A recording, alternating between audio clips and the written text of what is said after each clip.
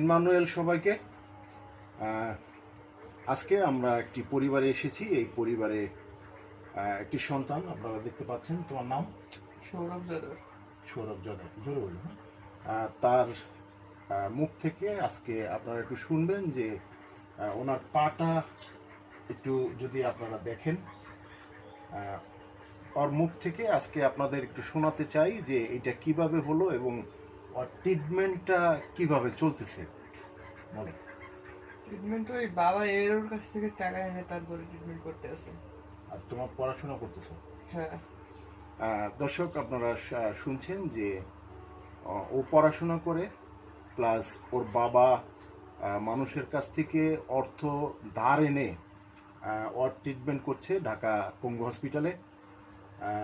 সামনে আবার তো তোমার পঙ্গুতে যেতে হবে না? হ্যাঁ। আবার অপারেশনের ডেট আছে। হ্যাঁ। আর সামনে আবার সেই ওর অপারেশনের ডেট আছে। কাজেই এটা একটা ব্যয়বহুল ট্রিটমেন্ট, যা এই পরিবারের এই ভার বহন করা সত্যি খুব কষ্টসাধ্য ব্যাপার।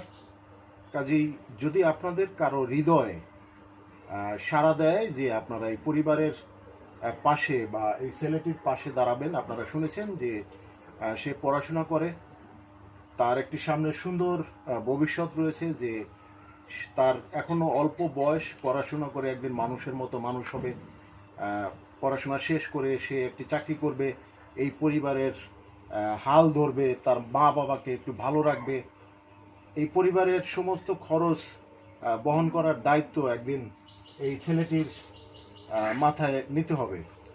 কাজে আপনাদের সবার কাছে রিকোয়েস্ট করব, যদি আপনাদের কারো হৃদয় কথা বলে, যদি আপনাদের হৃদয় চায়, তবে এই পরিবারের এই ছেলের বাবার ফোন নাম্বার আমরা এদিকে এই আমাদের এই ভিডিওতে আমরা অ্যাড করে দেব।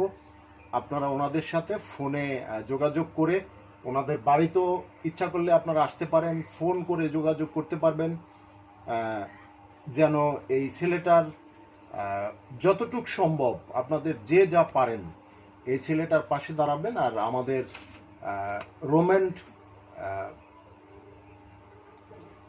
পক্ষ থেকে, রোমেন্ট ফাউন্ডেশনের পক্ষ থেকে, এবং আমরা আসি যে হসপিটাল পেয়ার চ্যারিটির পক্ষ থেকে, আমরা এই ছেলেটির জন্য একটি লাঠি উপহার আমরা নিয়ে এসেছি, যাতে এই লাঠিটি দিয়ে সে অন্তত হাঁটতে পারে।